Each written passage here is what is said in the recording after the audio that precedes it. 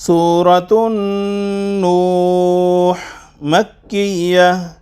بسم الله الرحمن الرحيم. إنا أرسلنا نوحا إلى قومه أن أنذر قومك من قبل أن يأتيهم عذاب أليم. قال يا قوم إني لكم نذير مبين أن اعبدوا الله واتقوه وأطيعون يغفر لكم من ذنوبكم ويؤخركم إلى أجل مسمى إن أجل الله إذا جاء لا يؤخر لو كنتم تعلمون. قال رب إني دعوت قومي ليلا ونهارا فلم يزدهم دعائي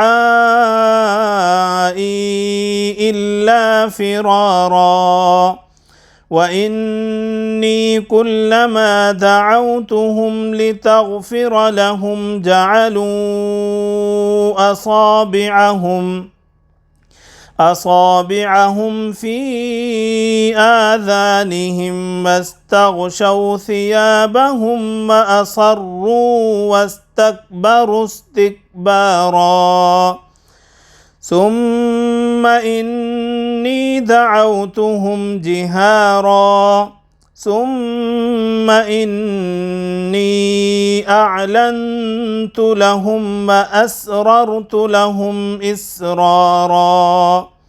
فقلت استغفروا ربكم إنه كان غفارا يرسل السماء عليكم مدرارا ويمددكم بأموال وبنين ويجعل لكم جنات ويجعل لكم أنهارا ما لكم لا ترجون لله وقارا وقد خلقكم أطوارا ألم تروا كيف خلق الله 7 سماوات طباقا وجعل القمر فيهن نورا وجعل الشمس سراجا والله أنبتكم من الأرض نباتا ثم يعيدكم فيها ويخرجكم إخراجا والله جعل لكم الأرض بساطا لتسلكوا منها سبلا فجاجا قال نوح رب إنهم عصوني واتبعوا من لم يزده ماله وولده إلا خسارا ومكروا مكرا كبارا وقالوا لا تذرن آلهتكم ولا تذرن ودا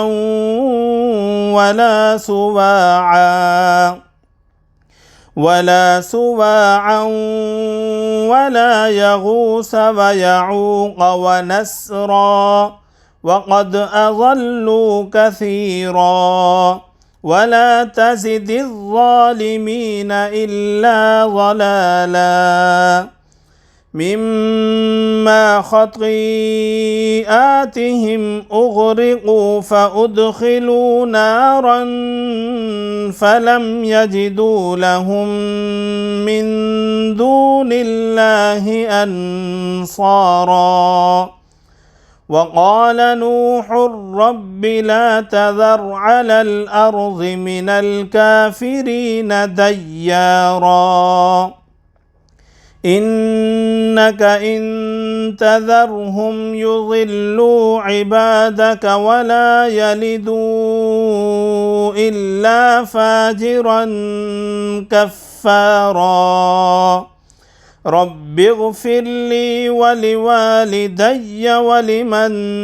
دخل بيتي مؤمنا وللمؤمنين والمؤمنات ولا تزد الظالمين إلا تبارا صدق الله العظيم.